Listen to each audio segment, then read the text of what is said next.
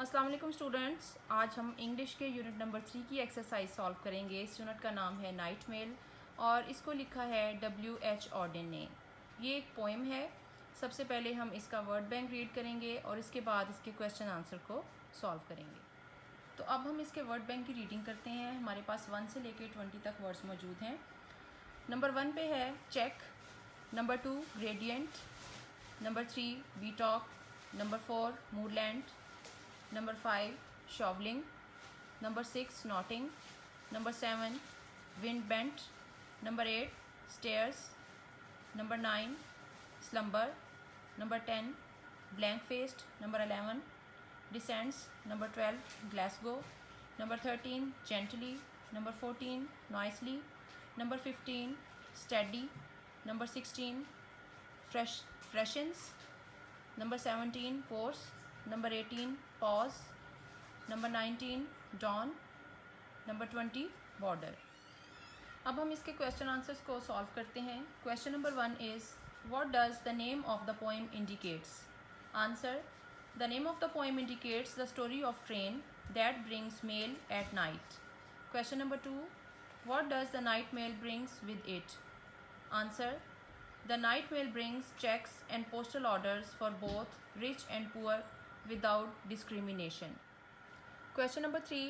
What are the different landscapes that the train passes through? Answer. The train climbs up the hills of Betok. It passes through the cotton fields and rocky islands. It keeps moving through wind-bent grass in the fields. Question number 4. What does the poet mean by blank-faced coaches? Answer. Blank-faced coaches mean the coaches of night mail are blank or vacant. Question number 5. Why do the people and dogs continue to sleep as the train passes by? Answer. Because they have learned that night mail is not a danger for them. So they just sleep and do not try to change its course. Question number 6. What does the poet mean by shoveling white stream over her shoulder? Answer. It means the train keeps moving through cotton fields and rocky islands. It is very consistent and determined in its work. Question number 7. Write the main idea of the poem. Answer. The poem Night Mail is written by W.H. Auden. The poet describes the journey of a mail train through steep slopes and landscapes. It brings checks and postal orders for different people. The poet emphasizes on the commitment and punctuality of the train. It faces different barriers against it, but it is always on time. The birds turn their heads and stare at its blank-faced coaches when night mail passes nearby them. The night mail does not affect the human sleep. It reaches always in time. अब हम इस poem की summary को note करते हैं। The poem Night Mail is written by W.H. Auden. The poet says that night mail is coming. It is bringing postal orders, checks, and letters for all people. It reaches on time in spite of all the hurdles in the way.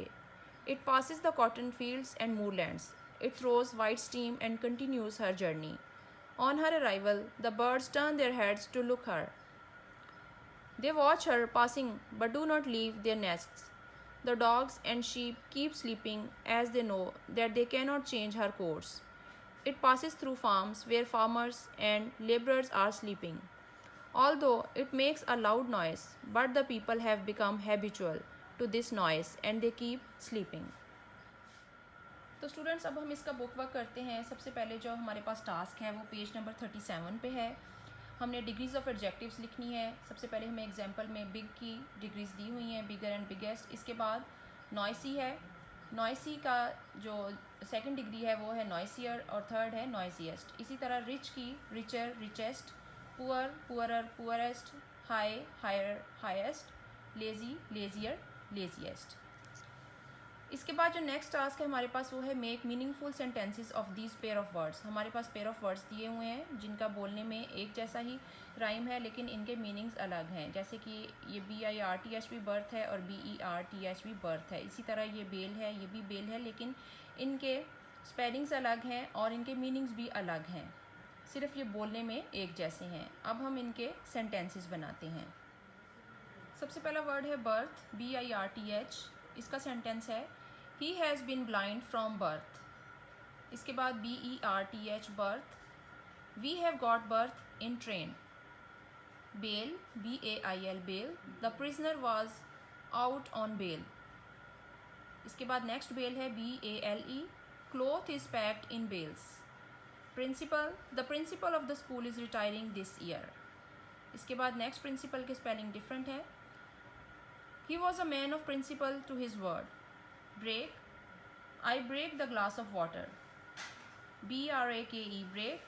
The truck driver use the brakes to avoid accident. अगला task page number 38 पे है, that is change the following sentences into past. हमारे पास 1 से लेके 5 तक sentences दिए गए हैं और हमने इनको पास्ट टेंस में चेंज करना है। Number 1, they like to order Chinese food. हमें पता है कि पास्ट टेंस में हम हमेशा वर्ब की सेकंड फॉर्म को यूज़ करते हैं, तो हम लाइक की जगह लाइक्ड लिखेंगे इसकी सेकंड फॉर्म को। They liked to order Chinese food. Number 2, my uncle sleeps in the afternoon. Sleeps की सेकंड फॉर्म लगाएंगे स्लेप्ट, और बाकी का सेंटेंस उसी तरह से। Number 3, they are not prepare to travel next month. जब नेगेटिव आता है तो पास्ट टेंस में हमेशा डिड नॉट लगाते हैं और वर्ब की फर्स्ट फॉर्म ही लगती है। They did not prepare to travel next month. Number 4, mister Hamad drives a truck. अब हम यहाँ ड्राइव्स की सेकंड फॉर्म लगाएंगे drove. Mister Hamad drove a truck. Number 5, the children bring apples and bananas to eat in the park. यहाँ पर हम verb जो bring है इसकी सेकंड फॉर्म लगाएंगे brought. The children brought apples and bananas to eat in the park. अगला task हमारा page number 39 पे है, punctuate the sentences.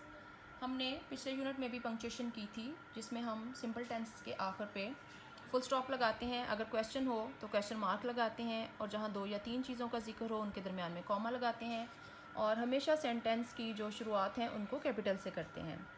Number 1, my sister likes to collect stamps, coins, buttons, ribbons, comics. यहाँ पर हम माए का M जो है वो कैपिटल करेंगे। इसके बाद हम देख रहे हैं कि यहाँ पे 2-3 चीज़ों का जिक्र है, stamps, coins, buttons, ribbons, comics, तो इनके दरमियान में हम कॉमा लगाएंगे और लास्ट वाले दोनों के दरमियान में एंड लगाएंगे और आखिर पे full stop. Number 2, will you go to Dubai for Karachi. Will का W कैपिटल करेंगे और दुबई का D कैपिटल होगा, और चूंकि ये क्वेश्चन है तो आखिर पे question mark. Number 3, no I don't want to go to the movie today. No के बाद हम कॉमा लगाएंगे क्योंकि इसके बाद एक दूसरा सेंटेंस स्टार्ट हो रहा है। नो का N कैपिटल करेंगे, इसके बाद कॉमा लगाएंगे और आखिर पे full stop. Number 4, Brazil is rich in natural resources. Brazil चूँकि एक कंट्री का नाम है, इसके B को कैपिटल करेंगे और एंड पे full stop. Number 5, we are having a party on Saturday and I am excited about it. इसमें हम वी का W जो है वो कैपिटल करेंगे और आखिर पे फुल स्टॉप लगाएंगे। तो स्टूडेंट्स, उम्मीद है कि आपने यूनिट नंबर 3 अपने पास नोट कर लिया होगा। इसके बुक वर्क को भी याद करना है आपने, इसकी समरी को, मेन आइडिया को, क्वेश्चन आंसर्स को भी याद करें, और वीडियो को ज़रूर लाइक कीजिएगा। अगर अभी तक आपने चैनल सब्सक्राइब नहीं किया तो वो भी करें, और इसको ज़रूर शेयर करें अपने फ्रेंड्स के साथ, ताकि ज़्यादा से ज़्यादा बच्चे जो हैं वो लेसन्स को ले सकें और अपने पास नोट कर सकें। Thank you so much. अल्लाह हाफिज़।